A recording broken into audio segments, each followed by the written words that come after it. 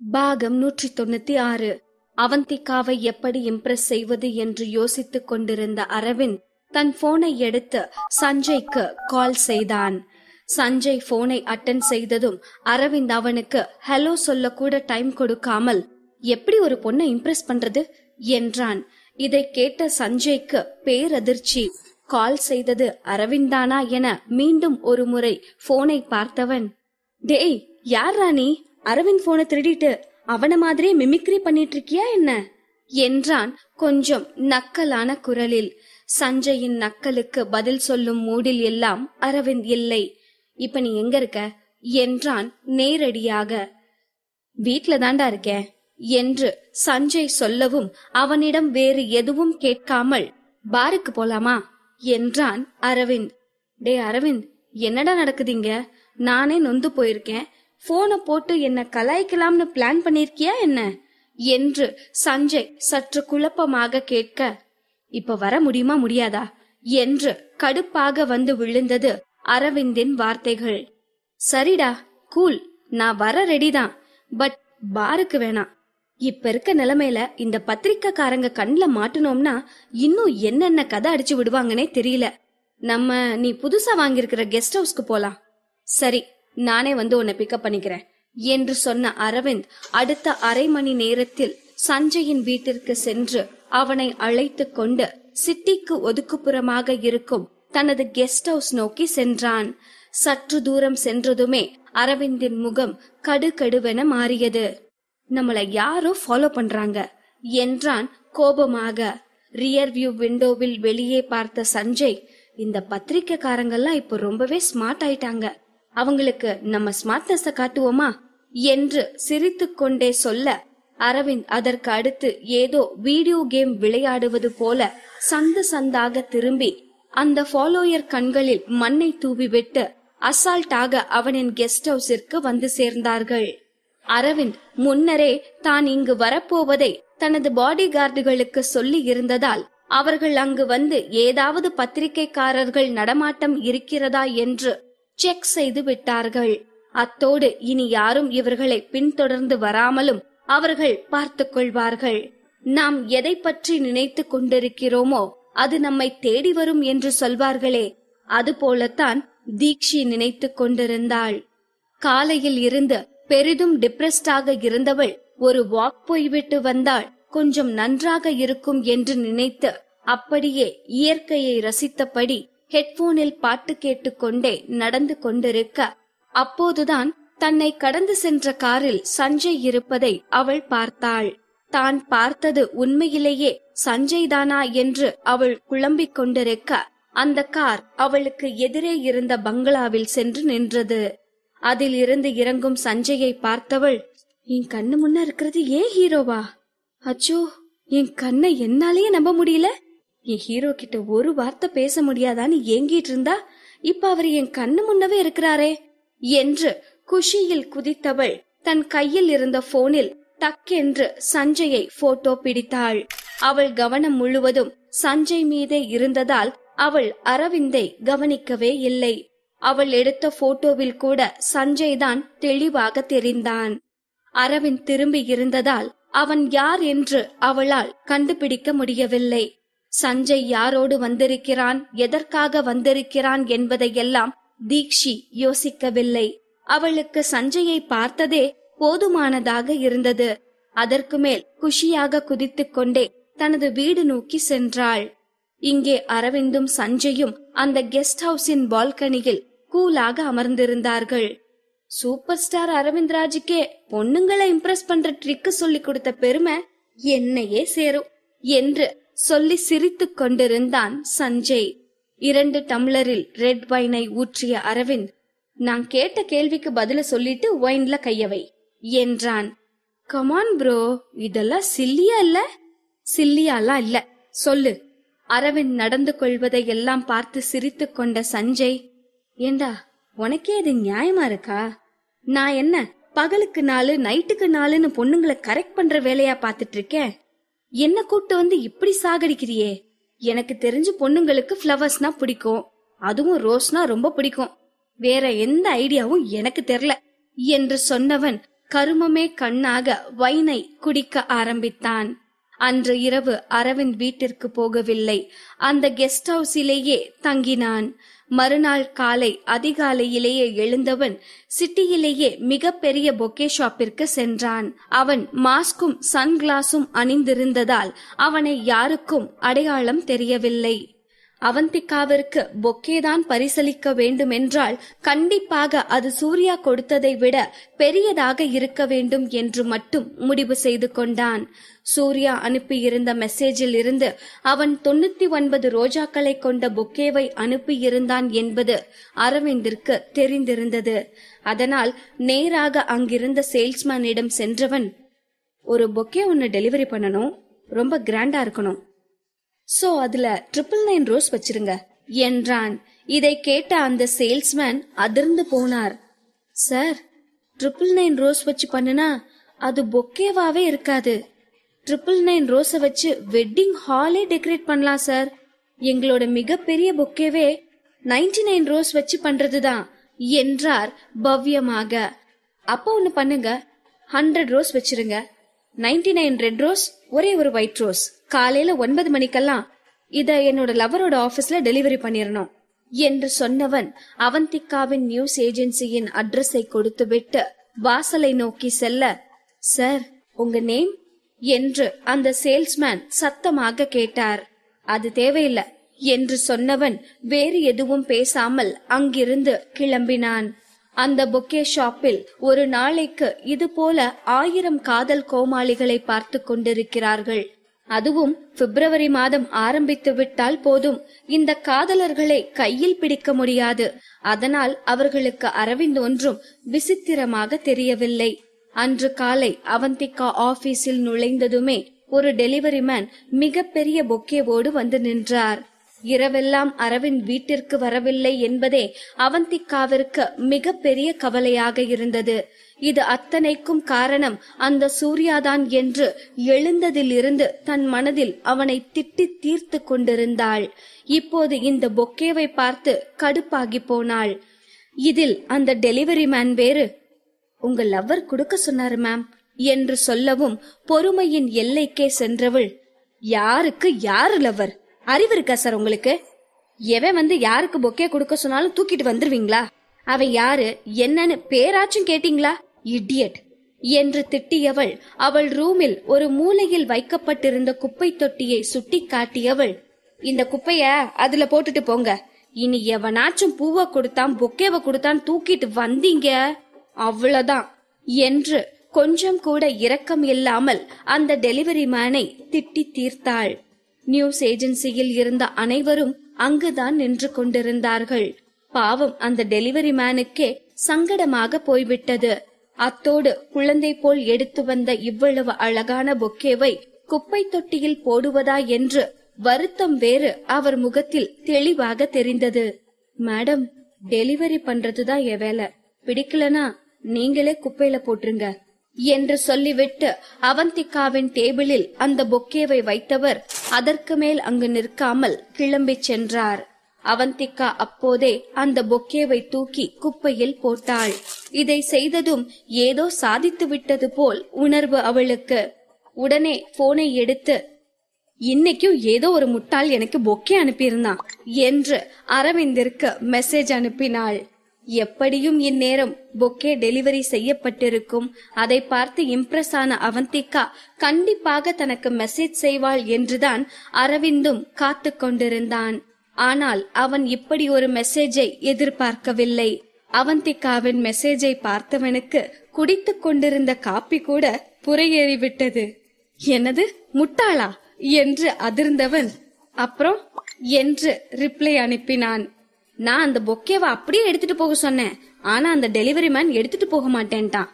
அவனை புடிச்சு நல்லா திட்டி விட்டுட்டு அந்த பொக்கேவை தூக்கி குப்பையில போட்டுட்டேன் என்று டைப் செய்தவள் தான் ஏதோ வீரச் செயல் புரிந்தது போல அந்த மெசேஜையே 2-3 முறை படித்து பார்த்து, இந்த மெசேஜை படித்ததும் அரவிந்த் கண்டிப்பாக சந்தோஷப்படுவான் என தனக்குத்தானே சொல்லிக் கொண்டு மெசேஜை அனுப்பி வைத்தாள். இந்த மெசேஜை படித்துவிட்டு அரவிந்த் சமாதானமாகி சந்தோஷமாக ஏதாவது மெசேஜ் அனுப்புவான் என்று நினைத்து அவந்திகா 10 நிமிடமாக காத்திருந்தாள். என்ன மெசேஜ பார்த்துட்டு அப்படியே பூரிச்சு போயிருவார்னு நினைச்சேன், ஒரு ரிப்ளையும் காணலையே. சரி, ஏதாவது பிஸியா இருப்பான் என்று நினைத்தவள் போனை ஒரு ஓரமாக வைத்துவிட்டு வேலையை பார்க்க ஆரம்பித்தாள். புது ஆர்டிக்கிள் ஒன்றை அவள் சின்சியராக எழுதி கொண்டிருக்கும் போது அவள் அறை கதவு தட்டப்பட்டது.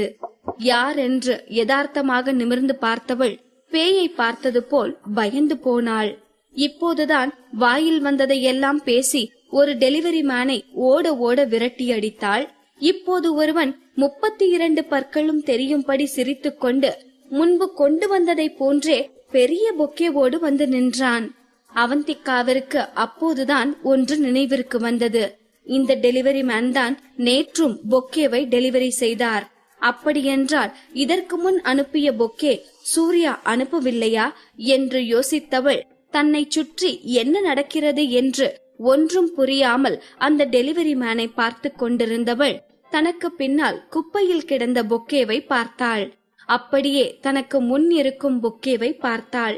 இரண்டிற்கும் பெரிதாக எந்த வித்தியாசமும் அவளுக்கு தெரியவில்லை. ஒரே ஒரு வெள்ளை ரோஜா மட்டும்தான் வித்தியாசமாக தெரிந்தது. கண்ணில் ஒருவித அதிர்ச்சியோடு அந்த டெலிவரி மேனை பார்த்தவள், இன்னைக்கு உங்க பாஸ் 2 பொக்கே அனுப்புனாரா என்று தயங்கியபடியே கேட்டாள். இல்ல மேடம், ஒரே ஒரு பொக்கே தான். சூர்யா சார் டெய்லி மார்னிங் உங்களுக்கு 99 ரோசஸ் வச்ச ஒரு பொக்கே அனுப்ப சொல்லிருக்காரு. அவந்திகாவிற்கு இப்போதுதான் என்ன நடந்திருக்கும் என்பதே புரிந்தது. ஐயோ அவந்திகா, ஏண்டி இப்படி மரமண்டையா இருக்க? சூர்யா 99 ரோஸ் வச்சு பொக்கே அனுப்பியிருக்கான்னு போட்டியா அரவிந்த் 100 ரோஸ் வச்சு பொக்கே அனுப்பியிருக்கான். இத கூட புரிஞ்சுக்காம அவனுக்கே வேற மெசேஜ் அனுப்பி வச்சிருக்க. போச்சு, மருந்து போடுறதா நினைச்சு மசாலாவை அரைச்சு பூசி வச்சிருக்க என்று தலையில் அடித்து கொண்டாள். அவளுக்கு தன்னை நினைத்து அழுவதா சிரிப்பதா என்றே தெரியவில்லை. இவளது வினோதமான நடவடிக்கைகளை பார்த்த டெலிவரி மேன், மேடம் பொக்கே என்று அவளிடம் நீட்ட, கொண்டு போய் உங்க சூர்யா சார் மண்டையில போடுங்க, கொல்ல கன்ல இருக்கேன். அவன் மட்டும் கையில கிடைச்சான் கைமா பண்ணிருவேன்னு சொல்லுங்க, கெட் அவுட் என்று கத்திவிட்டு வேகமாக தன் போனை எடுத்து பார்த்தாள். அரவிந்திடமிருந்து எந்த பதிலும் வந்திருக்கவில்லை. இப்போதுதான் அவளுக்கு தான் செய்த முட்டாள்தனம் புரிந்தது. கண்டிப்பாக அரவிந்த் இந்நேரம் கோபமாக இருப்பான் என்று மட்டும் அவளால் புரிந்து கொள்ள முடிந்தது. இங்கே அரவிந்தோ தனது கெஸ்ட் ஹவுஸிற்கே திரும்ப சென்று கொண்டிருந்தான். காலையில் பொக்கே வாங்க வேண்டும் என்ற ஆர்வத்தில் ஐடியா சொன்ன நண்பனை அம்போ என்று கெஸ்ட் ஹவுஸிலேயே விட்டுவிட்டு வந்திருந்தான். அவன் என்ன ஆனான் என்பதை பார்ப்பதற்காகத்தான் இப்போது சென்று கொண்டிருக்கிறான். அவந்திகாவின் மெசேஜை பார்த்ததிலிருந்து உண்மையிலேயே தான் ஒரு முட்டாள்தான் போல என்று யோசிக்க ஆரம்பித்து விட்டான். என்னடா இவ, நேத்து தான் பொக்கேவை பார்த்துட்டு ரெக்கை இல்லாமலே பறந்துட்டு இருந்தா, இன்னைக்கு என்னடானா அத குப்பையில போட்டுட்டேன்னு சொல்றா.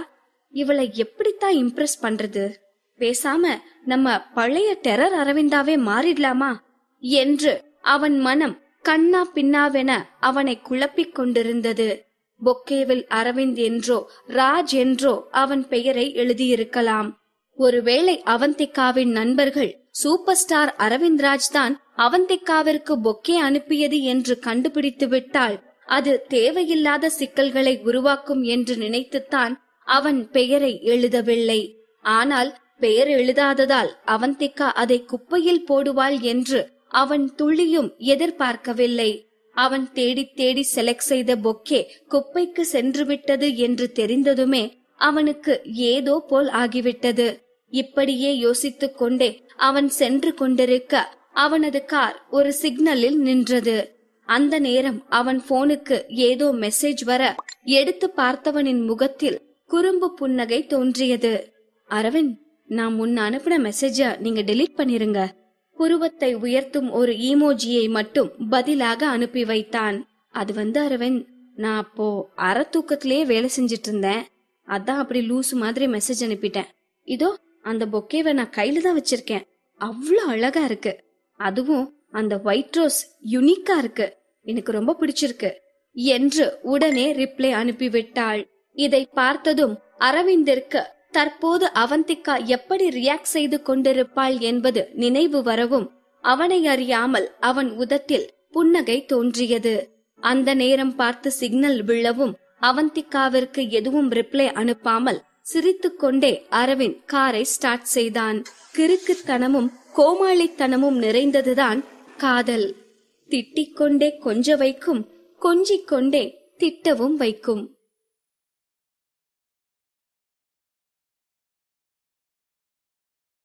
பாகம் 197. அவந்திகா அனுப்பிய கோமாளித்தனமான மெசேஜை பார்த்து சிரித்துக்கொண்டே அரவிந்த் கெஸ்ட் ஹவுஸிற்கு வந்தான். அங்கே சஞ்சய் குளித்து முடித்து தயாராக இருந்தான்.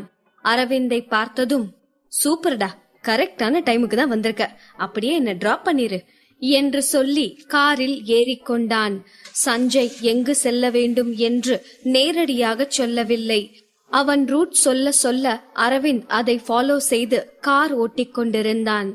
ஓகேடா, நான் இங்கதான் இறங்கணும் என்று சொன்ன சஞ்சய் கார் நின்றதும் அங்கேயே இறங்க போனான்.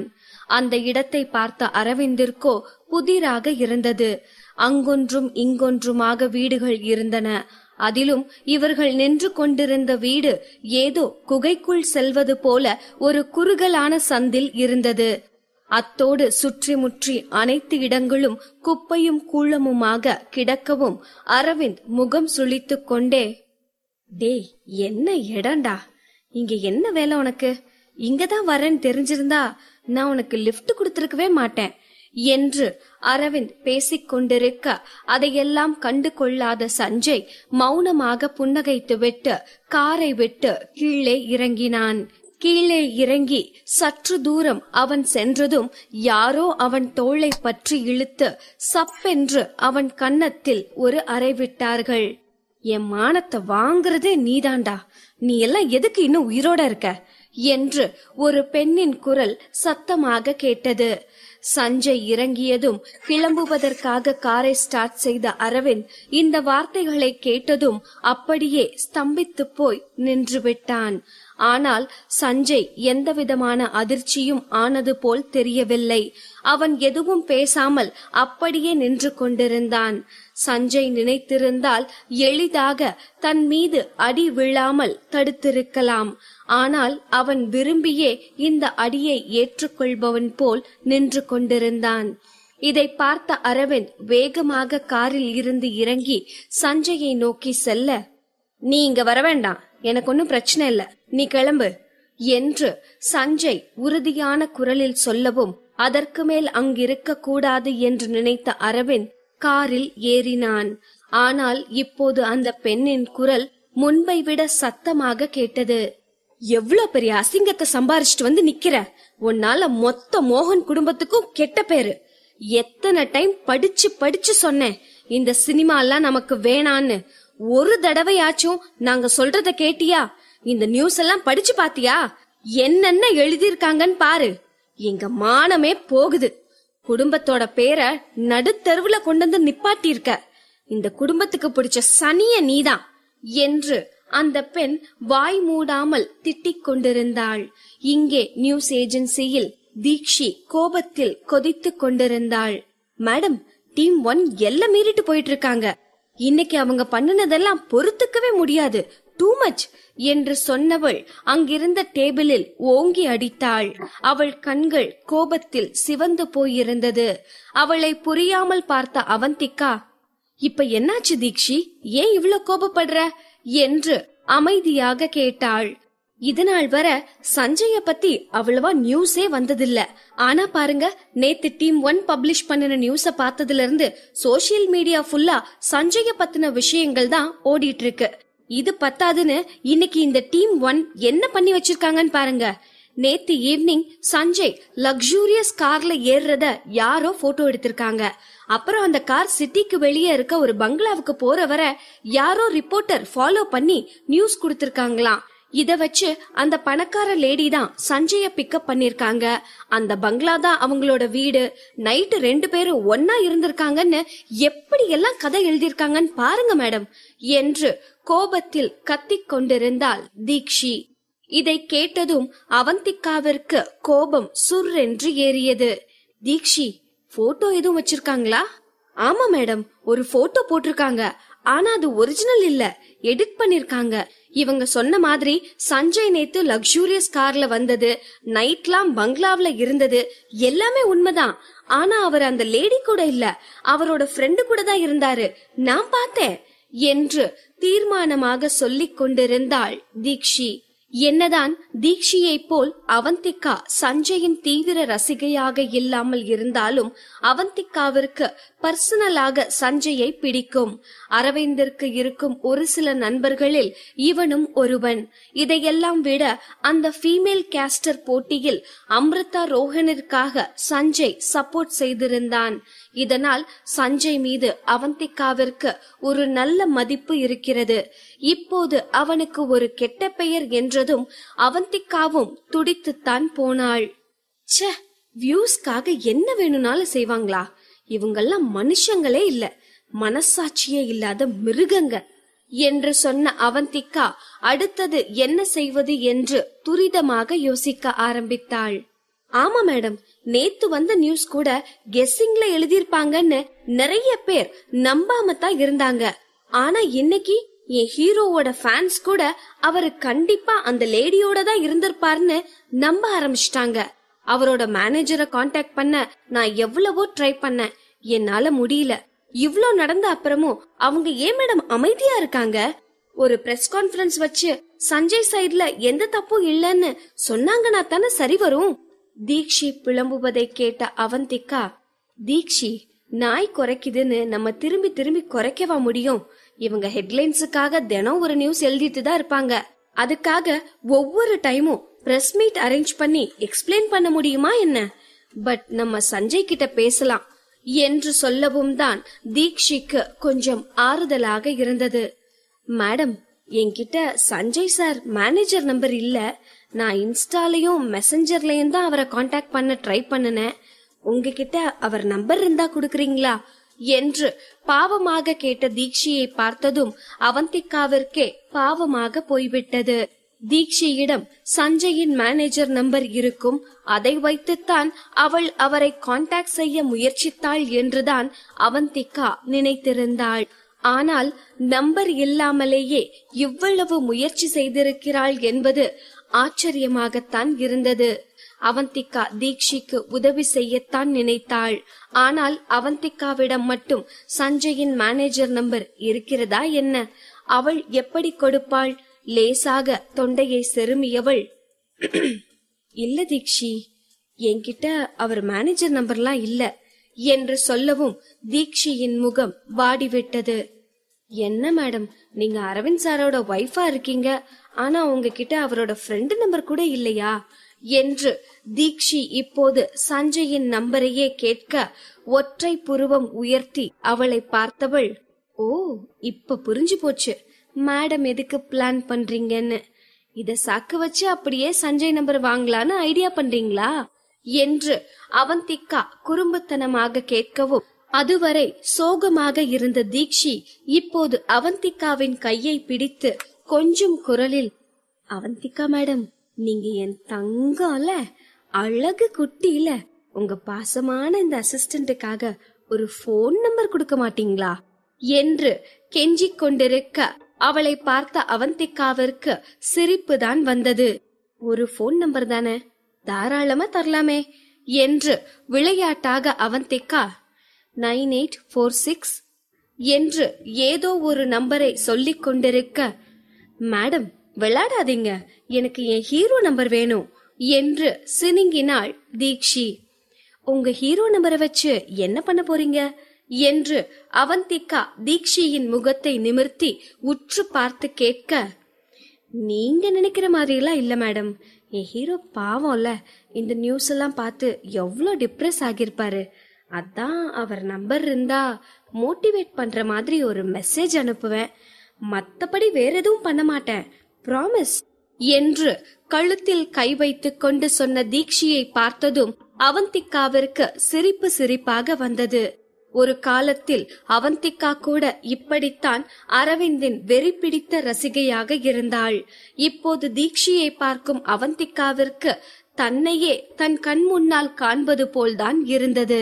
தனக்குத்தானே சிரித்து கொண்டவள் தீக்ஷியின் காதை செல்லமாக திருகி, யார்கிட்ட கதை அடிக்கிற? அடி வாங்குவ, ஓடி போய் வேலையப்பார் என்று கண்டிப்பான பாஸ் போன்று முகத்தை வைத்துக்கொண்டு சொல்ல, தீக்ஷி பாவமாக முகத்தை வைத்துக்கொண்டு தன் சீட்டில் சென்று அமர்ந்தாள். அவந்திகாவிற்கு உண்மையிலேயே தீக்ஷிக்கு உதவ வேண்டும் என்று தோன்றியது. தன் போனை எடுத்து பார்த்தாள். அவள் அனுப்பிய மெசேஜிற்கு இன்னும் அரவிந்திடமிருந்து பதில் வரவில்லை. இந்த அரவிந்த் இன்னும் கோபமா இருக்கார் போல. இப்ப போய் சஞ்சய் நம்பர் கேட்டா என்ன நினைப்பாரு? கேட்கலாமா வேணாமா என்று ஒரு கணம் யோசித்தவள் தீக்ஷியின் முகத்தில் இருந்த சோகத்தை பார்த்ததும், சரி கேட்டு பாப்போம், சென்ட் பண்ணுனா பண்ணட்டும், இல்லனாலும் பரவாயில்ல என்று நினைத்து, அரவிந்த் சஞ்சய் நம்பர் சென்ட் பண்றீங்களா என்று அனுப்பிவிட்டு எதற்காக சஞ்சய் நம்பர் வேண்டும் என்ற காரணத்தை டைப் செய்து கொண்டிருந்தாள். எப்படியும் அரவிந்த் எதற்காக சஞ்சய் நம்பர் என்று கேட்பான் என்று அவந்திகா யூகித்திருந்தாள்.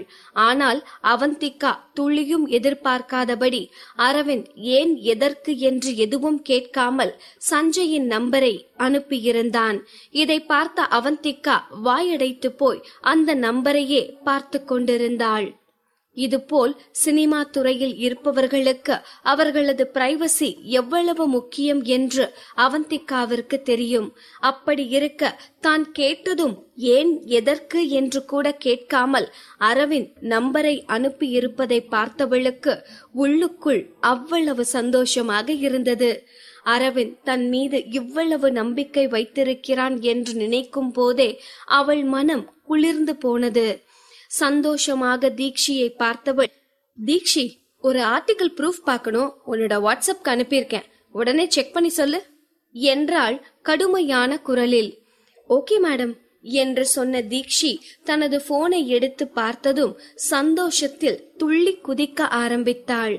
வேகமாக தன் சீட்டில் இருந்து எழுந்து வந்தவள் அவந்திகாவை எதிர்பார்த்திடாதபடி அவளை கட்டிப்பிடித்து அவள் கன்னத்தில் ஒரு முத்தம் வைத்து, thank you madam, I love you so much என்றாள். தீக்ஷியின் செய்கையை பார்த்து அவந்திகாவே திகைத்து போனாள். ஒரு போன் நம்பர் அவளை இவ்வளவு கொண்டாட வைக்கும் என்று அவந்திகா எதிர்பார்க்கவே இல்லை. தீக்ஷிமா பார்த்து, நம்பர் கொடுத்த எனக்கே இப்படின்னா அந்த நம்பருக்கு சொந்தக்காரரை நினைச்சா கொஞ்சம் பயமாத்தான் இருக்கு என்று அவந்திகா குறும்பாக சொல்ல, ஓட்டாதீங்க மேடம், நான் நிஜமா ஆறுதல் சொல்ற மாதிரி தான் மெசேஜ் அனுப்புவேன் என்றாள். அவந்திகாவிற்கு தீக்ஷியை பற்றி நன்றாக தெரியும். அவள் மீது முழுமையான நம்பிக்கை இருந்ததால் தான் அவள் கேட்டதும் சஞ்சயின் நம்பரை வாங்கி கொடுத்திருக்கிறாள். இப்போது தீக்ஷி செய்யும் குழந்தைத்தனங்களை எல்லாம் பார்த்து சிரித்தவள் இன்று காலை டீம் 1 பப்ளிஷ் செய்திருந்த அந்த ஆர்டிக்கலை திறந்து பார்த்தாள்.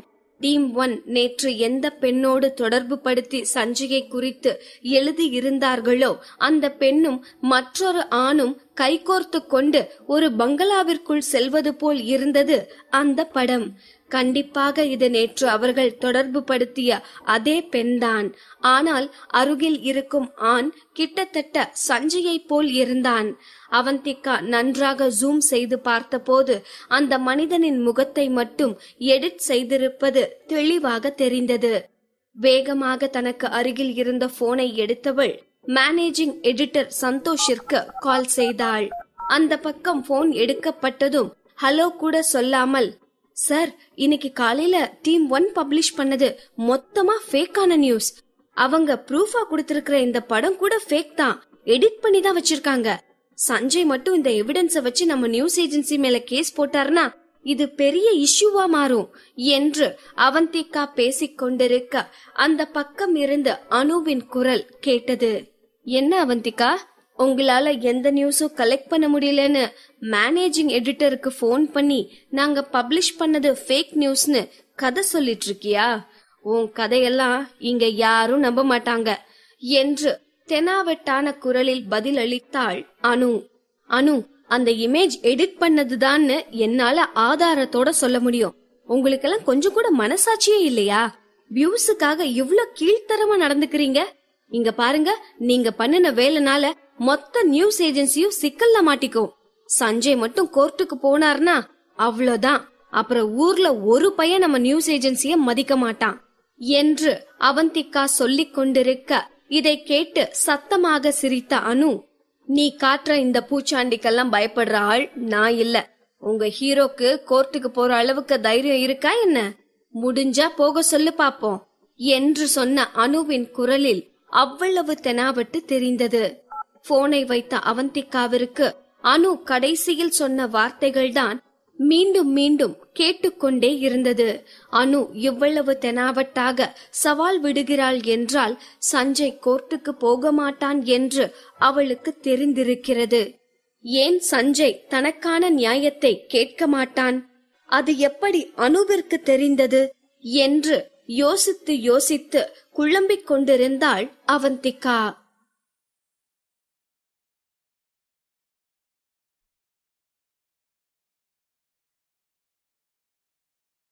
பாகம் 198. அன்று காலை டீம் 1 பப்ளிஷ் செய்திருந்த நியூஸ் பொய்யானது என்று தெரிந்து அவந்திகா மேனேஜிங் எடிட்டருக்கு கால் செய்து விஷயத்தை கூற, மேனேஜிங் எடிட்டருக்கு பதிலாக போனை எடுத்த அனு, முடிஞ்சா அந்த சஞ்சய கோர்ட்டுக்கு போக சொல்லு என்று சொன்ன வார்த்தைகள்தான் மீண்டும் மீண்டும் அவந்திகாவின் மனதில் ஓடிக்கொண்டிருந்தது. அப்போதுதான் அவந்திகாவிற்கு இதில் வேறு ஏதோ சிக்கல் இருப்பதாக தோன்றியது. சஞ்சயின் முகம் கியூட்டாக பார்ப்பவரை வசீகரிக்கும் வகையில்தான் இருக்கிறது. அத்தோடு சினிமாவில் அவன் திறமை குறித்து சொல்லவே தேவையில்லை. சிங்கிங், டான்சிங், டைரக்டிங் என்று ஆல்ரவுண்டர் திறமையை வைத்திருக்கிறான். அதிலும் அவன் குரலுக்கு பாதி தமிழ்நாடே அடிமை என்று சொல்லலாம். அப்படி இருந்தும் இத்தனை ஆண்டுகளாக அவன் பெரிய அளவில் யாராலும் கண்டு கொள்ளப்படவில்லை. ஹீரோவிற்கே டஃப் கொடுக்கும் அளவிற்கு திறமை இருந்தும் அவன் இன்னும் துணை கதாபாத்திரங்களில்தான் நடித்துக் கொண்டிருக்கிறான். இந்த சந்தேகம் நீண்ட நாட்களாகவே அவந்திகாவிற்கு இருக்கிறது. அன்று சஞ்சயின் பர்த்டே பார்ட்டிக்கு சென்று இருந்த போது இதே சந்தேகத்தை அரவிந்திடம் அவந்திகா கேட்டாள். அதற்கு அரவிந்தோ கூலாக, அவனுக்கு சினிமா பிடிக்கும், பட் பாப்புலர் ஆகிறது பிடிக்காது என்று சொல்லியிருந்தான். சஞ்சய்க்கு பாப்புலர் ஆவது பிடிக்காது என்றால் கண்டிப்பாக இந்த கோர்ட் கேஸ் என்று தன்னை பற்றி மீண்டும் மீண்டும் மக்கள் பேசுவதை அவன் விரும்ப மாட்டான். அதனால்தான் இத்தனை நடந்த பிறகும் கூட சஞ்சய் எதுவும் சொல்லாமல் அமைதியாக இருக்கிறான் என்பது அவந்திகாவிற்கு புரிந்தது. ஆனால் அவந்திகாவிற்கு புரியாதது ஒன்றே ஒன்றுதான். அனுவிற்கு எங்கிருந்து அப்படி ஒரு தைரியம் வந்தது?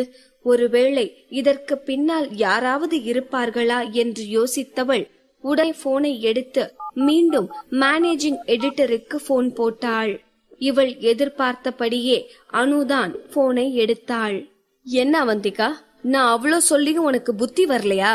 திரும்ப மேனேஜிங் எடிட்டர் கிட்ட போட்டு கொடுக்கலான்னு கால் பண்ணனியா என்று அனு நக்கலாக பேசிக் கொண்டிருக்க, அதையெல்லாம் கண்டு கொள்ளாத அவந்திகா, எவ்வளவு பணம் வாங்கினானு என்று மட்டும் கேட்டாள். இதை கேட்ட அனு பதற்றமான குரலில், உனக்கு எப்படி தெரியும் என்று திக்கி திணறி பேசிக் கொண்டிருக்க, அவள் பேசி முடிப்பதற்குள் அவள் கையில் இருந்து போனை பிடுங்கிய சந்தோஷ், அவந்திகா, உனக்கு தேவையில்லாத விஷயத்துல மூக்க நுழைக்காத, அதுதான் உனக்கு நல்லது என்று சொல்லிவிட்டு உடனே போனை வைத்து விட்டான். இத்தனை நாள் இல்லாமல் திடீரென்று இந்த 2 நாட்களாக சஞ்சயை பற்றி நியூஸ் வெளியாவதும் அது அசுர வேகத்தில் ட்ரெண்ட் ஆவதுமே அவந்திகாவிற்கு சந்தேகத்தை வரவழைத்திருந்தது. இப்போதுதான் அதற்கான விடை கிடைத்திருக்கிறது. சஞ்சயை பிடிக்காத யாரோ அனுவிற்கும் சந்தோஷிற்கும் பணம் கொடுத்து இப்படி எழுத வைத்திருக்கிறார்கள் என்பது மட்டும் அவந்திகாவிற்கு தெளிவாக புரிந்தது. திடீரென்று ஏனோ அவந்திகாவிற்கு அவளை நினைத்தே சிரிப்பு வந்துவிட்டது. முன்பெல்லாம் பத்திரிகை என்றாலே உண்மையின் மறு உருவம் என்று நம்பிக்கொண்டிருந்தாள். அதற்காகத்தான் அத்தனை இன்னல்களை தாண்டியும் நியூஸ் ஏஜென்சியில் வேலைக்கு சேர்ந்தாள். ஆனால் இப்போது ஒவ்வொரு நாளும் பத்திரிகை என்பது ஒரு பக்கா பிசினஸ் தான் என்று அவள் தெரிந்து கொண்டிருக்கிறாள். தான் எவ்வளவு அப்பாவியாக இருந்திருக்கிறோம் என்று நினைத்து அவளுக்கே சிரிப்பதா அழுவதா என்று தெரியவில்லை. நாம் நம்பிய ஒன்று அதற்கு முற்றும் எதிராக இருந்தால் உலகமே இருண்டு போனது போல் ஒரு உணர்வு ஏற்படுமே. அவந்திகாவும் இப்போது அந்த நிலையில்தான் இருந்தாள். அவந்திகா இப்படி கண்டதையும் யோசித்து குழம்பிக் கொண்டிருக்க வேகமாக அவள் அருகில் ஓடி வந்த தீக்ஷி, அவந்திகா மேடம், நான் எழுதியிருக்கிறத படிச்சு பாருங்களேன். அது என்னமோ தெரியல மேடம், நான் எப்பெல்லாம் என் ஹீரோ கிட்ட பேசணும்னு நினைக்கிறேனோ அப்பெல்லாம் நான் ரொம்பவே பதட்டமாயிடுறேன். நான் மெசேஜ் தான் டைப் பண்றேன், ஆனா பாருங்களேன் என் கை எப்படி நடுங்குதுன்னு என்று ஏதோ 1ஆம் வகுப்பு குழந்தை முதல் முறையாக தேர்வு எழுதிவிட்டு அந்த த்ரில்லிங் எக்ஸ்பீரியன்ஸை தன் தாயிடம் சொல்வது போல் சொல்லிக் கொண்டிருந்தாள் தீக்ஷி. இவ்வளவு பில்டப் கொடுக்கும் அளவிற்கு தீக்ஷி அப்படி என்னதான் எழுதி இருக்கிறாள் என்று படித்து பார்த்த அவந்திகாவிற்கு சிரிப்பு வந்துவிட்டது. கழுகுக்கு கருப்பு பெயிண்ட் அடிச்சு விட்டா அது காகமா மாறிடும் நினைச்சிட்டு இருக்காங்க. கழுகோட பலம் அதோட உருவத்துல இல்ல, அதோட கண்ணுல தான் இருக்கு. சஞ்சய் சார், நான் உங்களோட வெறித்தனமான ரசிகர். நீங்க எதை நினைச்சும் கவலைப்படாதீங்க, எல்லாம் சரியாயிரும். எனக்கு உங்க மேல முழு நம்பிக்கை இருக்கு. கிட்டத்தட்ட அரை மணி நேரமாக தீக்ஷி இந்த 4 வரி மெசேஜை தான் டைப் செய்து கொண்டிருந்தாள். அவளை பார்த்த அவந்திகா, என்ன தீக்ஷி, நீ டைப் பண்ணின தோரணைய பார்த்து நீ ஏதோ ப்ரொபோசல் மெசேஜ் அனுப்ப போறேன்னு நினைச்சேன். நீ என்னடானா வாட்ஸ்அப் ஃபார்வர்ட் மெசேஜ் மாதிரி ஏதோ டைப் பண்ணி வச்சிருக்க என்று சொல்லி சிரிக்கவும், போங்க மேடம், சஞ்சய் சார் என்னோட ரோல் மாடல். எவ்வளோ திறமை இருக்கு அவர்கிட்ட. சினிமா பத்தி எல்லாமே தெரிஞ்சாலும் அவ்வளோ அடக்கமா இருக்காரு. எனக்கும் அவரை மாதிரியே நிறைய திறமைய வளர்த்துக்கணும்னு ஆசை, அவ்வளவுதான், வேற ஒன்னும் இல்ல மேடம் என்று தீக்ஷி ஞானி போல் பேசிக் கொண்டிருக்க, அப்படியா, அப்போ வேற ஒண்ணு இல்லையா என்று அவந்திகா வேண்டுமென்றே தீக்ஷியை வம்பு கிழக்க, மேடம், அன்னைக்கு நடந்தது அது ஒரு ஆக்சிடென்ட் என்று சொல்லும் போதே தீக்ஷியின் கன்னம் சிவந்து போனது.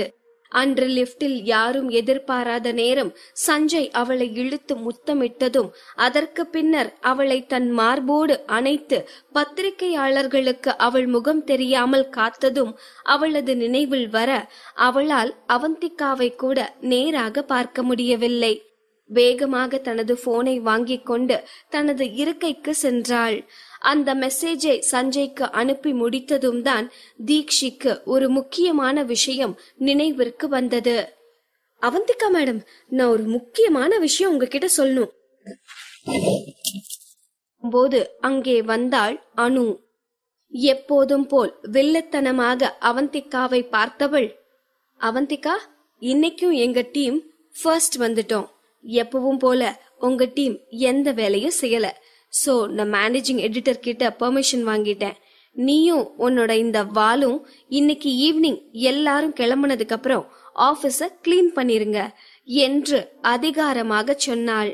இதை கேட்டதும் சடார் என்று தன் இருக்கையில் இருந்து எழுந்த அவந்திகா, அனு, ஓவர் தலகணம் புடிச்சு ஆடாத.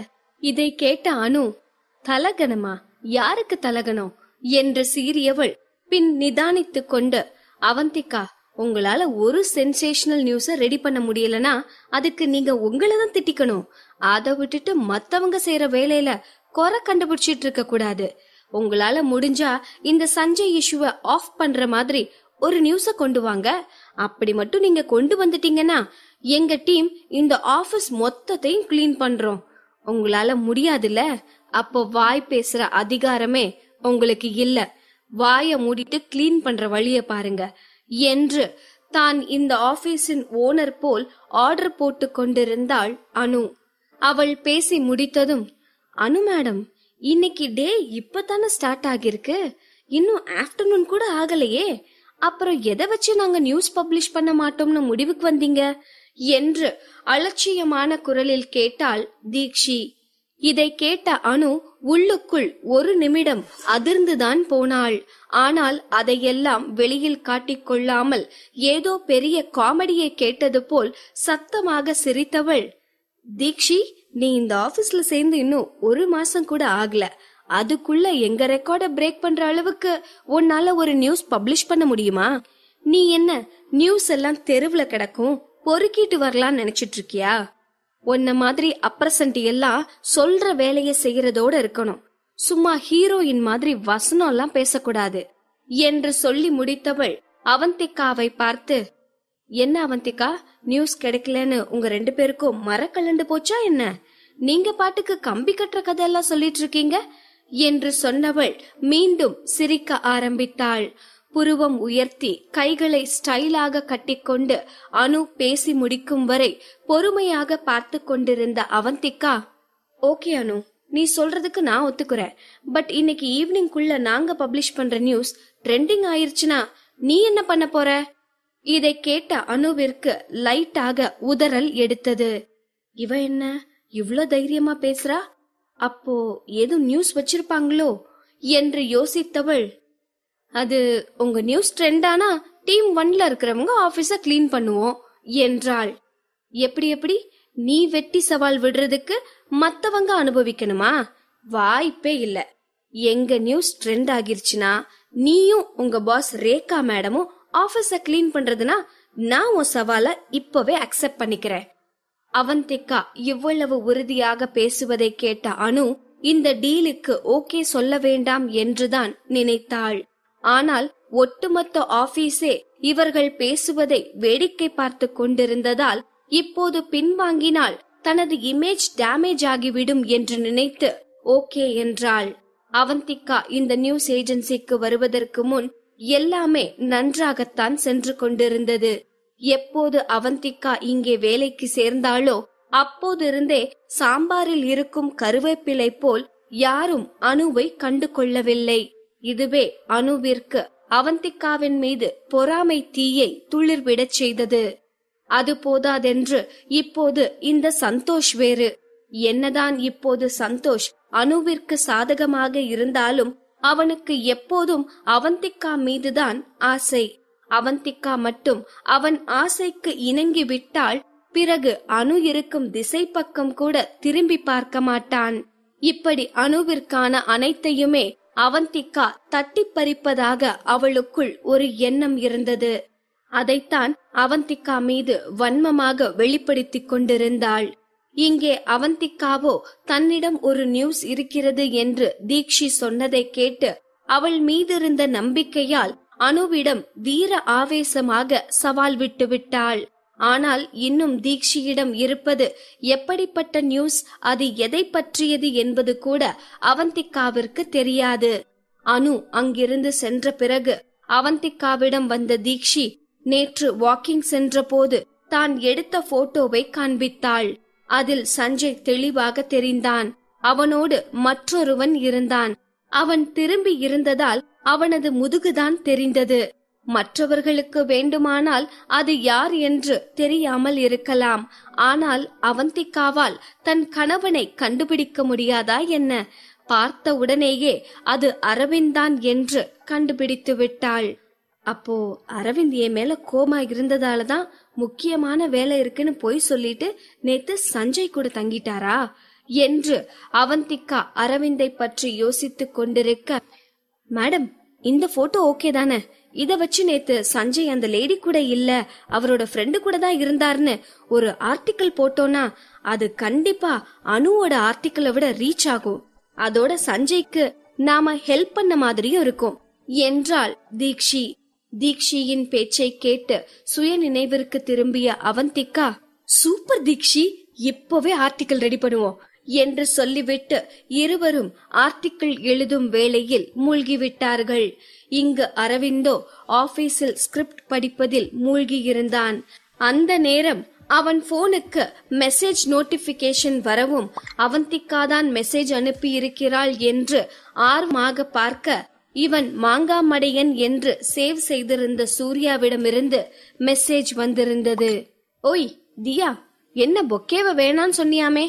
எனக்கு தெரியும், நான் நேரடியா வந்து குடுக்காம டெலிவரி பாய் கிட்ட குடுத்து அனுப்புனதுனால நீ கொஞ்சம் டென்ஷன் ஆகிருப்ப.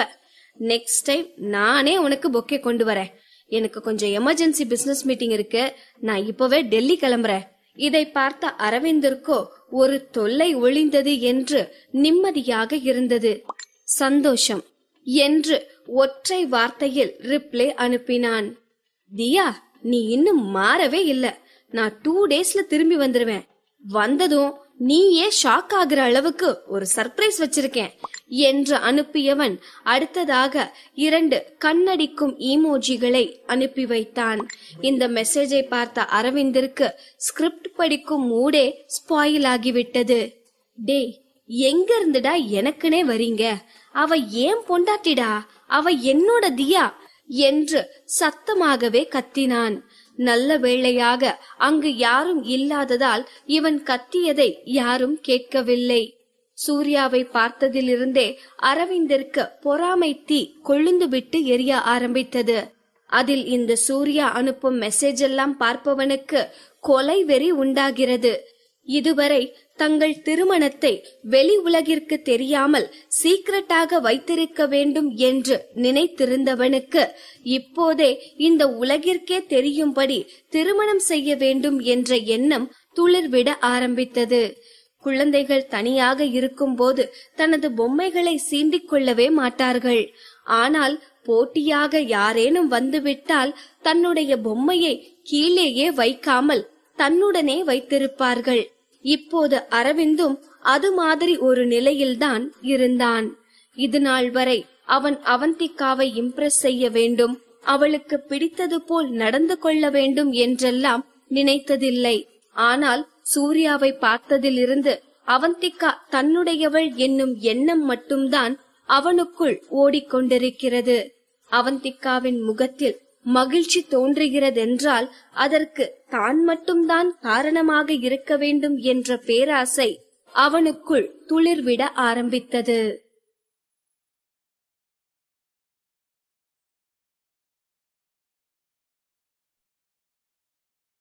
பாகம் 199. இந்த 2 நாட்களாக சஞ்சய் என்று எந்த நியூஸ் வந்தாலும் அது ட்ரெண்டிங் ஆகிக் கொண்டிருக்கிறது. வெறுமனே யூடியூபில் சஞ்சய் படம் தம்ப்நெயிலாக வந்து கொண்டிருந்தால் கூட அந்த வீடியோ 1,00,000 வியூஸ்கள் வரை அசால்ட்டாக பெற்று கொண்டிருந்தது. அப்படி இருக்க எவிடன்ஸோடு ஒரு ஃபேமஸான பத்திரிகையில் வெளியாகியிருக்கும் நியூஸ் ஹிட்டடிக்காமல் இருக்குமா என்ன?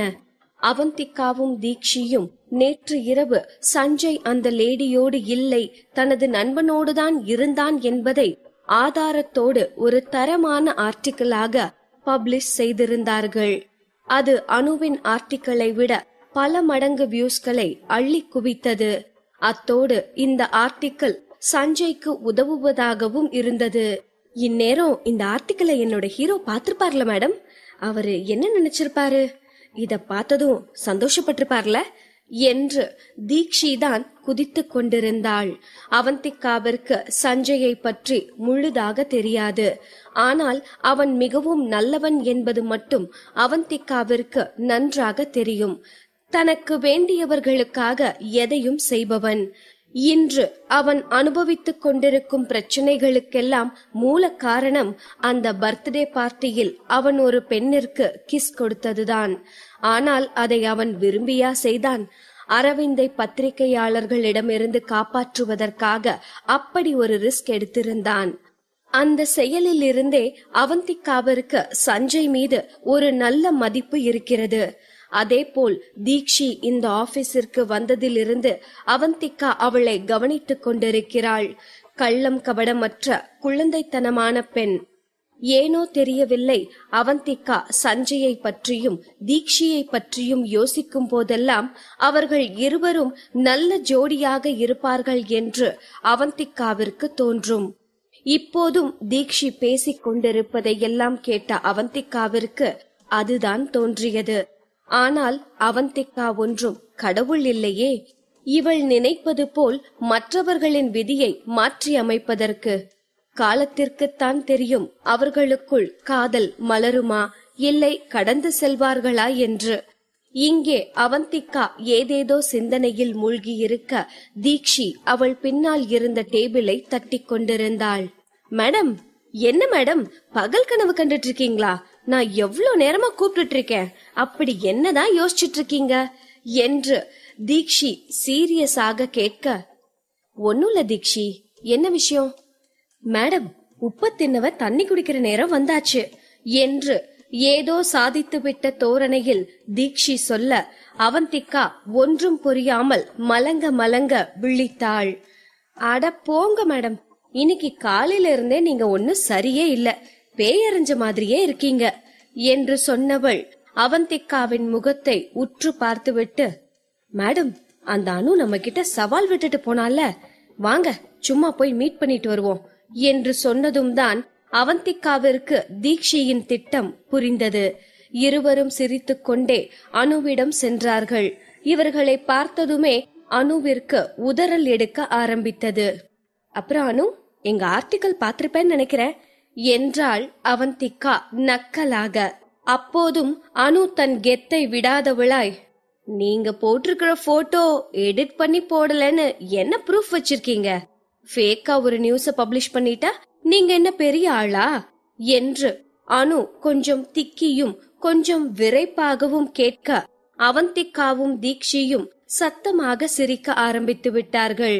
அனு, இப்பெல்லாம் பாரு, யாருதான் உண்மைய பத்தி பேசுறதுன்னு விவஸ்தையே இல்லாம போச்சு. பொய்க்கு மறு உருவமா இருக்க நீ எல்லாம் உண்மைய பத்தி பேசுறது ரொம்பவே வேடிக்கையா இருக்கு என்று அவந்திகா சொல்லவும், அனு மேடம், உங்கள மாதிரியே எல்லாரும் இமேஜ் எடிட் பண்ணி போடுவாங்கன்னு நினைச்சிட்டு இருக்கீங்களா என்றாள் தீக்ஷி. தீக்ஷி, அப்படியே நம்ம எடிட் பண்ணி போட்டிருந்தா தான் என்ன? அனு மேடம்க்கு நியூஸ் உண்மையா பொய்யான்றது முக்கியம் இல்ல, வியூஸ் தான் முக்கியம் என்று நக்கல் அடித்தாள் அவந்திகா.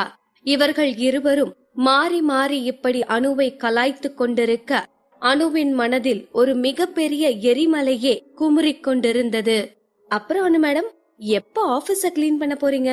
இந்த லஞ்ச் டைம் ஓகேவா என்று கேட்ட அவந்திகா பிறகு ஏதோ யோசித்தவளாய், நீங்க உங்களோட டீம் 1 ஆபீஸ மட்டும் கிளீன் பண்ணிக்கிட்டா போதும், எங்க ரூம நீங்க ஒன்னும் கிளீன் பண்ண வேணாம் என்று சொன்னவள் முகத்தை சற்று அருவருப்பாக மாற்றி, ஏன்னா உங்களோட அழுக்கான கையில தொட்டு எங்க ரூம் அசிங்கமாயிருச்சுனா என்ன பண்றது என்று சொல்லவும் ஆபீஸில் இருந்த அனைவருமே சிரித்து விட்டார்கள்.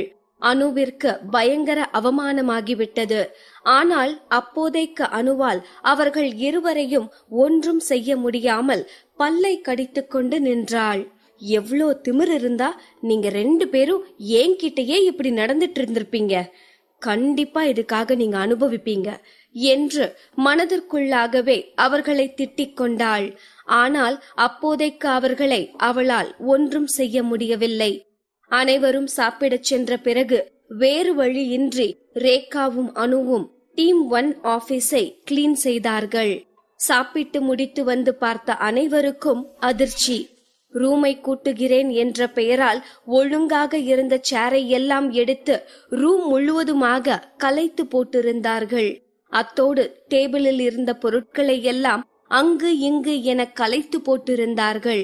இதை பார்த்த அனைவரும் தங்களுக்குள்ளேயே அனுவையும் ரேகாவையும் திட்டிக் கொண்டார்கள். மனதிற்குள் நினைப்பதையெல்லாம் சொல்லிவிட முடியுமா என்ன? அப்படி சொல்லிவிட்டு இந்த காட்டேரிகளிடம் யார் சின்ன பின்னமாவது?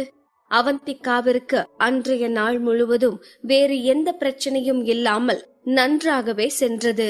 காலையில் சஞ்சயின் நம்பர் அனுப்பிய பிறகு அரவிந்த் அவந்திகாவிற்கு எந்த மெசேஜும் அனுப்பவில்லை.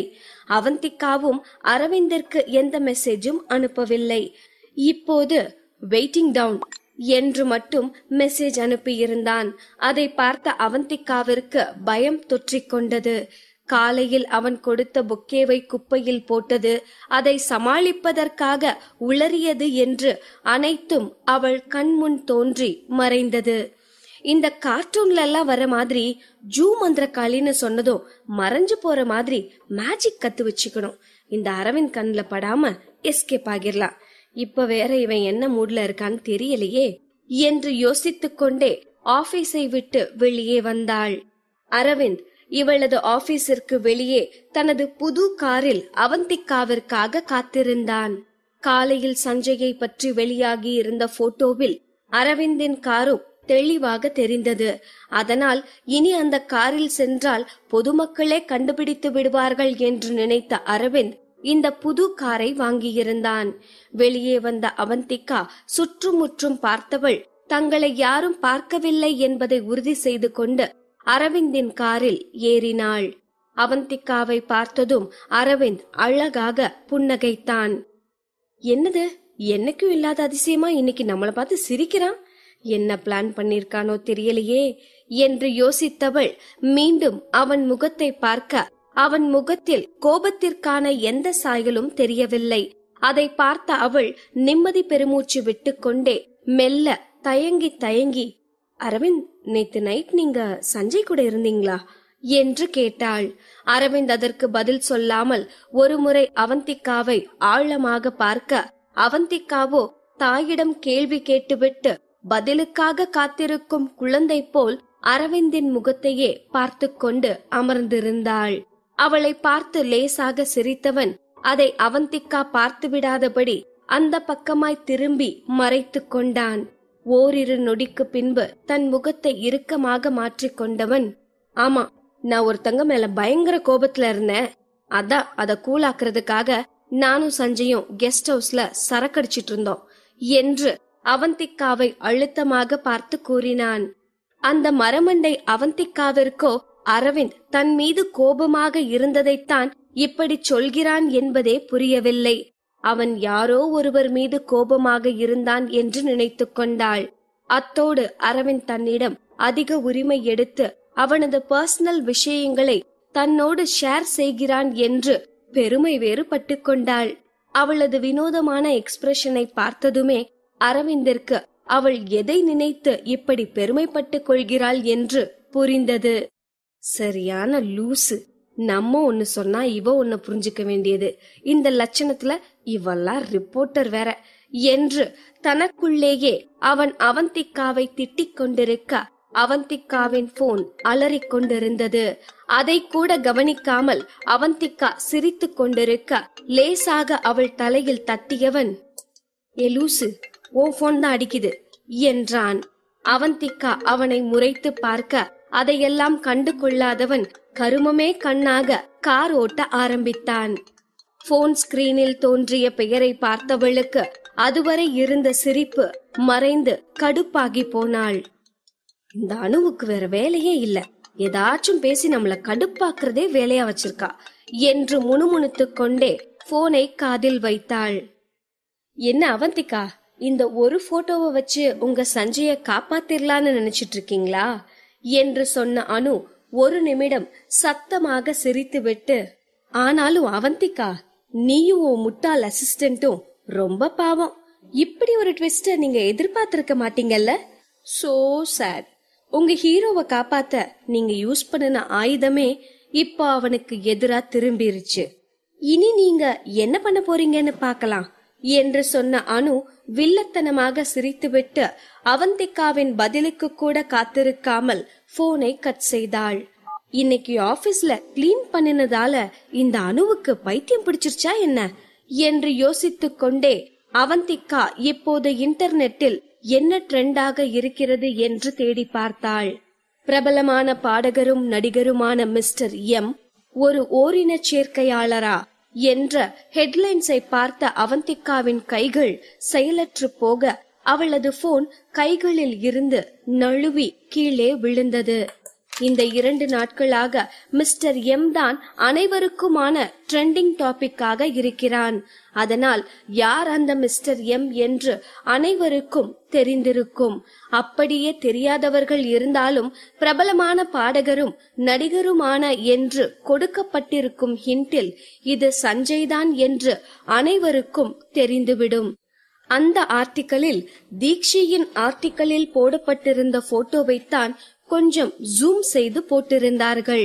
தீக்ஷி போட்டோ எடுத்த ஆங்கிளில் பார்த்தால் அரவிந்தின் கை சஞ்சயின் இடுப்பில் இருப்பது போல் தெரிந்தது. இதை வைத்து சஞ்சய் ஒரு ஓரின சேர்க்கையாளன் என்றும் அதை வெளியில் சொல்ல வெட்கப்படுகிறான் என்றும் சித்தரித்திருந்தார்கள். நல்ல வேளையாக அந்த போட்டோவில் அரவிந்த் திரும்பி இருந்ததால் அவனை யாரும் அடையாளம் கண்டு கொள்ளவில்லை. அசிங்கமாக சித்தரிக்கப்பட்ட இந்த ஆர்டிக்கலை பார்த்ததும் அவந்திகாவிற்கு தலையே சுற்றுவது போல் இருந்தது. ஒருவனை அசிங்கப்படுத்துவதற்காக எந்த எல்லைக்கும் போகிறார்கள் என்று நினைக்கையில் அவந்திகாவிற்கு இந்த பத்திரிகை துறை மீதே வெறுப்பு வந்தது. அவந்திகாவின் முகத்தை பார்த்து ஏதோ சரியில்லை என்று யூகித்த அரவிந்த், என்னாச்சு என்றான் அன்பான குரலில். அவந்திகா இந்த ஹெட்லைன்ஸை காட்டியதும் அரவிந்த் எதுவும் பேசாமல் அமைதியானான். அதே சமயம் அவன் முகத்தில் எந்த உணர்ச்சியும் தெரியவில்லை. சஞ்சய பத்தி அவங்க என்ன வேணும்னாலும் சொல்லிட்டு போகட்டும், ஆனா இந்த சிக்கல்ல தேவையில்லாம இப்ப நீங்களும் மாட்டிக்கிட்டீங்களே. இந்த வார்த்தையை கேட்டதும் அரவிந்திற்கு உள்ளூர கொஞ்சம் மகிழ்ச்சியாக இருந்தது. ஆனால் அடுத்து அவந்திகா பேசியதை கேட்டவனுக்கு சுர்ரென்று கோபம் ஏறியது. சஞ்சய் ஒரு கெய்னு சொன்னா கூட பெருசா யாரும் நம்ப மாட்டாங்க. ஆனா கூட இருக்கிறது நீங்க தானே தெரிஞ்சா கன்ஃபார்மே பண்ணிருவாங்க. எப்பவும் யாரும் உங்களை ஒரு பொண்ணு கூட கூட பார்த்ததில்ல.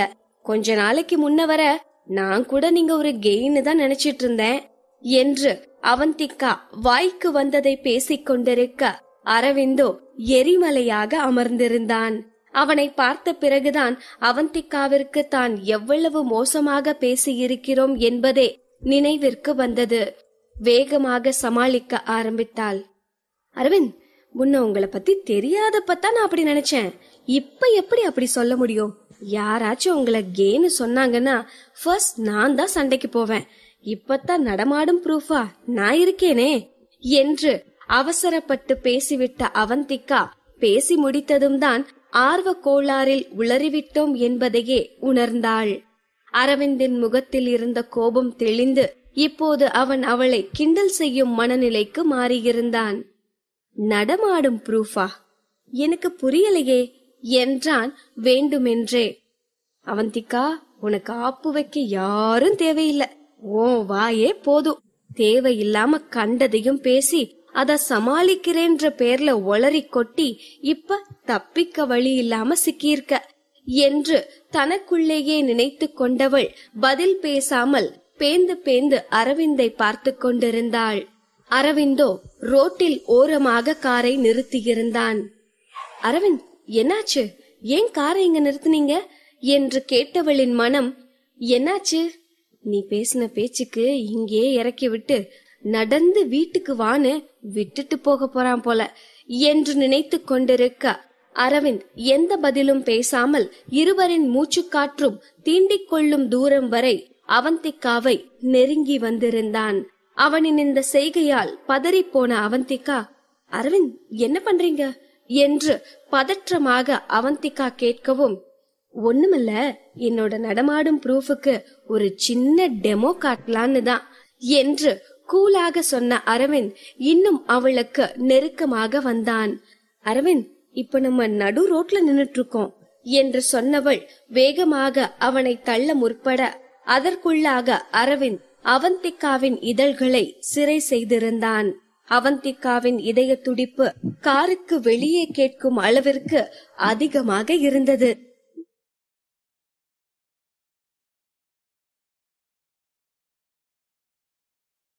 பாகம் 200. இங்கே அரவிந்தும் அவந்திகாவும் முத்தத்தில் மூழ்கி இருக்க நேரங்கெட்ட நேரத்தில் அவந்திகாவின் போன் அலறியது. கடுப்பான அரவிந்த் அவளை விட்டு விலகினான்.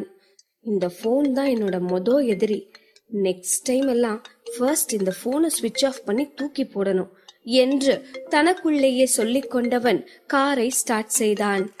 அவந்திகாவிற்கு அழைத்திருந்தது தீக்ஷிதான். அவந்திகா போனை ஆன் செய்ததும் போனை எடுத்தது அவந்திகா தானா என்று கூட பார்க்காமல் திட்டிக் கொண்டிருந்தாள். மேடம், டீம் 1 எல்லாத்தையும் நாசமாக்கிட்டாங்க. அவங்க இவ்ளோ கேவலமா நடந்துப்பாங்கன்னு நான் நினைச்சு கூட பாக்கல மேடம்.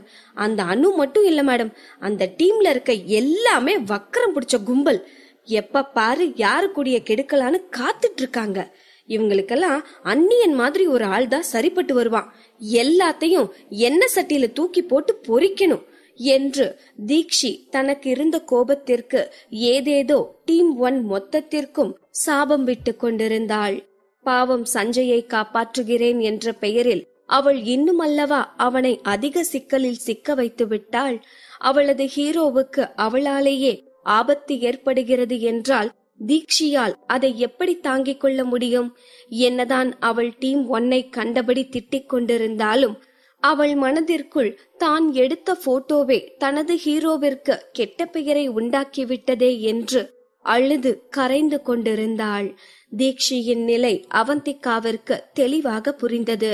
அவளது கோபத்தையும் பதற்றத்தையும் புரிந்து கொண்ட அவந்திகா, தீக்ஷி காம் டவுன், கோபப்படாத, பொறுமையாயிரு, நாமளே இதுக்கு ஒரு சொல்யூஷன் கண்டுபிடிக்கலாம் என்று அவந்திகா சொல்லிக் கொண்டிருக்க, மேடம் நமக்கு டைம் இல்ல, நம்ம சீக்கிரமா ஏதாச்சும் பண்ணி ஆகணும்.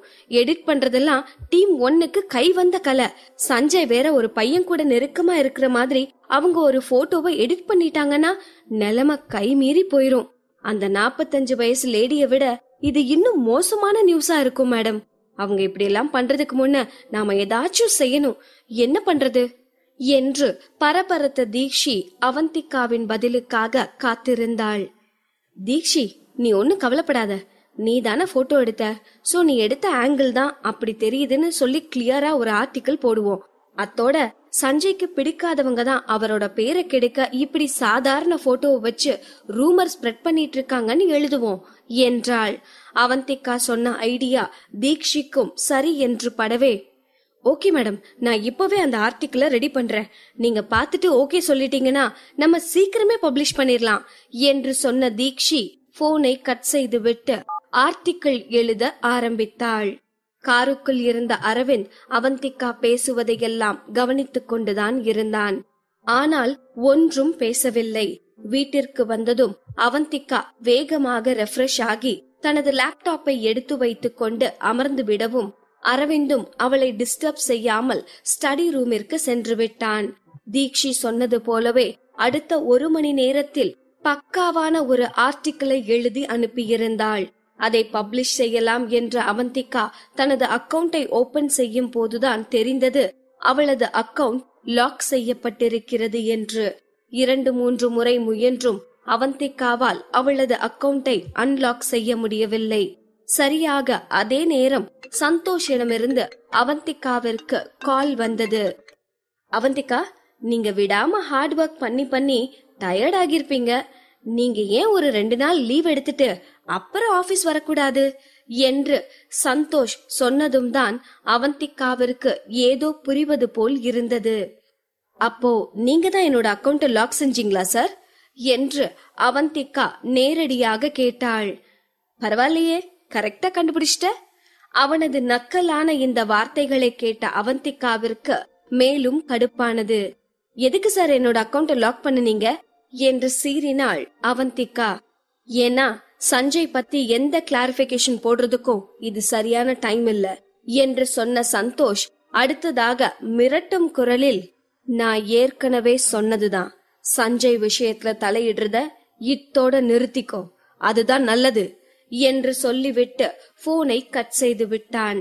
சந்தோஷ் பேசியதிலிருந்தே சஞ்சய் விஷயத்தை சரி செய்வதில் அவனுக்கு விருப்பம் இல்லை என்பது அவந்திகாவிற்கு தெளிவாக புரிந்தது. கண்டிப்பாக சஞ்சய்க்கும் சந்தோஷிற்கும் எந்த தனிப்பட்ட விரோதமும் இருப்பதற்கு வாய்ப்பில்லை. அப்படி இருக்க சஞ்சயின் பேரை கெடுக்க வேண்டும் என்றால் அவன் அதற்காக பணம் வாங்கியிருக்க வேண்டும். ஆனால் அவந்திகாவிற்கு ஒன்று மட்டும்தான் புரியவே இல்லை. பணம் கொடுத்து சஞ்சயை அழிக்க வேண்டும் என்று யார் நினைக்கிறார்கள்? கண்டிப்பாக தொழில் போட்டியாக இருக்க வாய்ப்பே இல்லை. மற்ற கூடாத சேர்க்கையோ சைட் பிசினஸோ சஞ்சய்க்கு இருப்பதாக கூட தெரியவில்லை.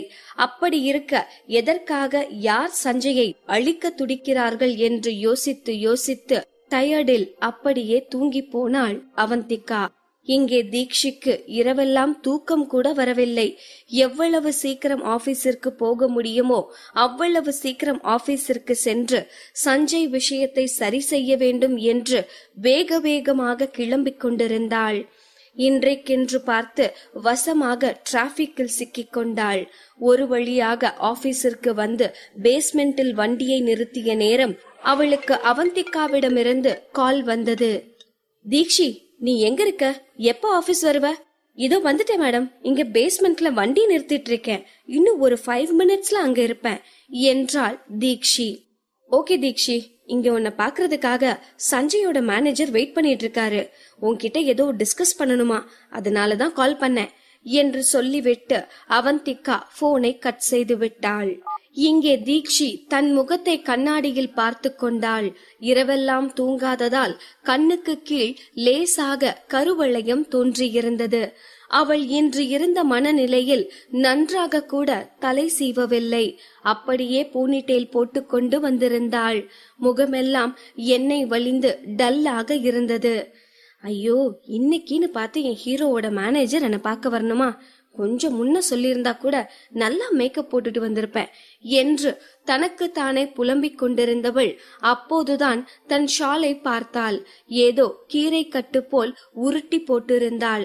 அட்லீஸ்ட் இந்த ஷாலை மட்டுமாச்சும் சரி பண்ணுவோம் என்று நினைத்தவள் அருகே நிறுத்தப்பட்டிருந்த காருக்கு அருகில் சென்று தன் ஷாலை எடுத்து அழகாக போட்டுக்கொண்டாள். ஏதோ தன் வீட்டு ட்ரெஸ்ஸிங் டேபிள் முன் நின்று கொண்டிருப்பது போல் நினைத்து அவள் முன்னே பின்னே என்று திரும்பி திரும்பி பார்த்து கொண்டிருக்க கார் கண்ணாடி கீழே இறங்கியது. ஐயோ, ஆள் இல்லாத கார்னு நினைச்சு தானே இத்தனை வேலை பண்ணிட்டு இருந்தோம். மானமே போச்சு என்று நினைத்தவள் காருக்குள் இருப்பவரிடம் வேகமாக சாரி சார் என்று சொல்லிவிட்டு ஓட போக அப்போதுதான் அவன் முகத்தை நன்றாக பார்த்தாள்.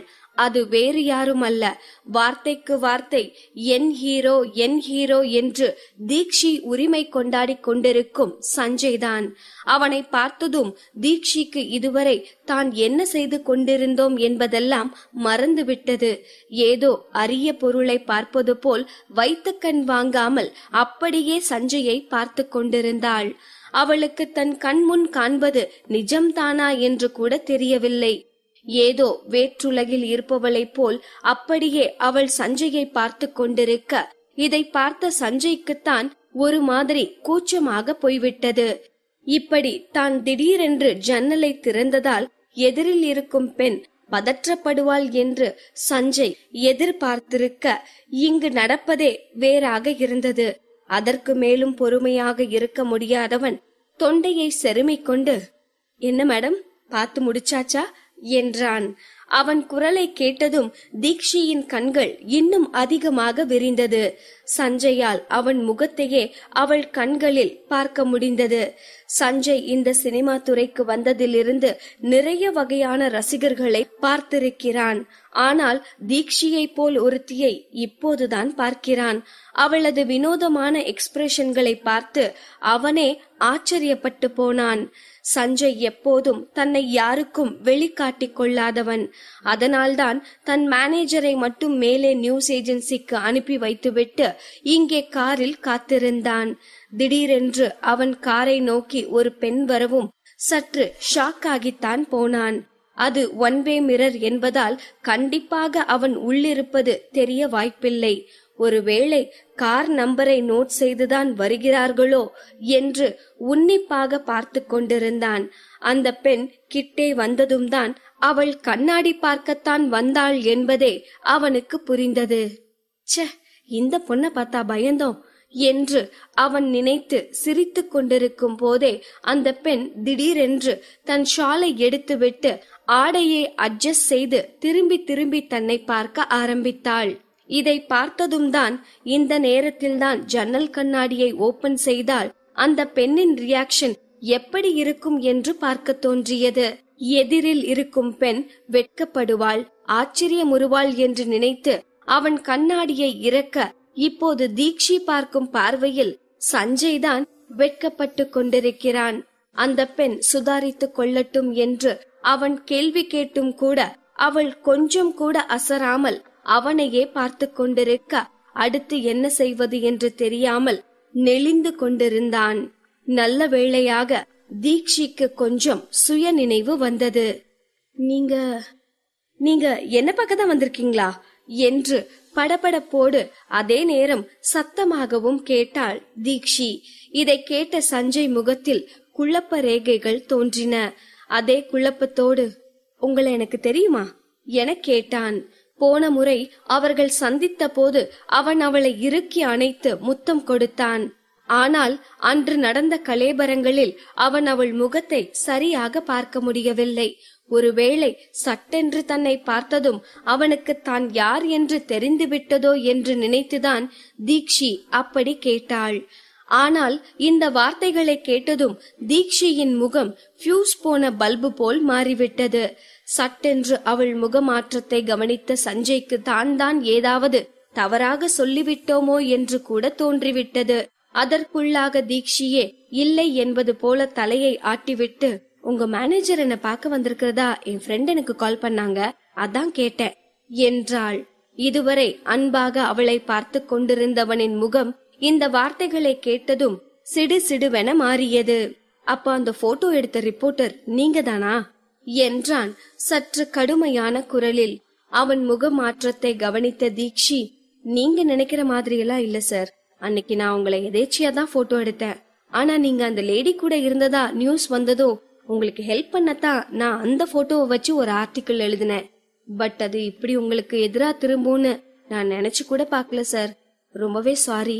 எனக்கு தெரியும் சார், நீங்க ஒரு இன்னசென்ட். யாரோ பிளான் பண்ணித்தான் உங்களுக்கு இது மாதிரி எல்லாம் பிரச்சனை கொடுத்துட்டு இருக்காங்க. இன்னைக்கு எப்படியாச்சும் அதை சரி பண்ணிரலாம் சார் என்று பதற்றமாகவும் சோகமாகவும் சொன்ன தீக்ஷியை பார்த்தவன் ஒரு நிமிடம் அப்படியே உறைந்து போனான்.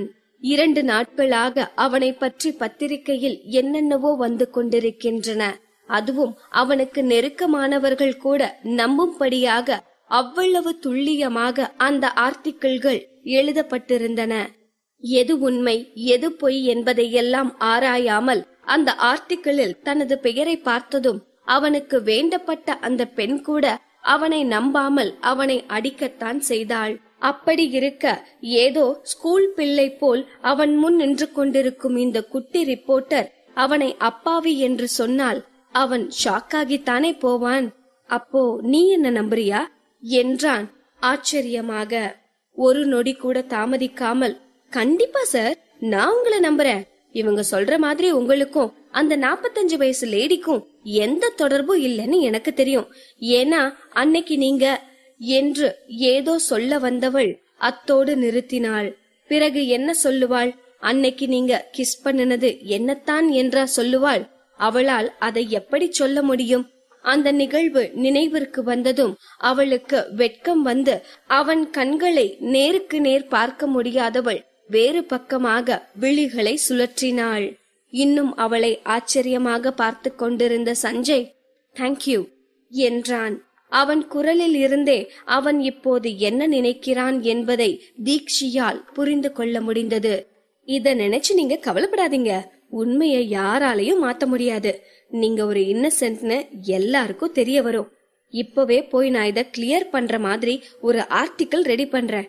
ஒருவேளை எங்க மேனேஜிங் எடிட்டர் அதுக்கு அலோ பண்ணலனாலும் எப்படியாச்சும் நான் அதை இன்டர்நெட்ல போஸ்ட் பண்ணிருவேன். அப்புறம் கண்டிப்பா எல்லாம் சால்வ் ஆகிரும். அவள் கண்களில் தெரிந்த உறுதியும் அவள் தனக்காக எவ்வளவு ரிஸ்க் எடுக்கவும் தயாராக இருக்கிறாள் என்பதுமே சஞ்சய்க்கு பேரானந்தமாக இருந்தது. Thank you so much. பட் உங்களை இது மாதிரி ட்ரபிள் பண்றதுக்கு ரொம்ப சாரி என்றான். எனக்கு இதுல என்ன சிரமம் இருக்க போகுது? ஆக்சுவலா உங்களுக்கு ஹெல்ப் பண்றத நினைச்சு நான் தான் இந்த விஷயத்தை இன்னும் பெருசாக்கிட்டேன். சோ இத நான் தான் சரி பண்ணி ஆகணும் என்றதும் சஞ்சய்க்கு நிறைவாக இருந்தது. எந்த ஒரு உறவாக இருந்தாலும் நட்பாக இருந்தாலும் அதன் அடிப்படை நம்பிக்கையில் தானே இருக்கிறது. நம்பிக்கை நிறைந்திருக்கும் இடத்தில் நட்பு தானாக துளிர்விடும்.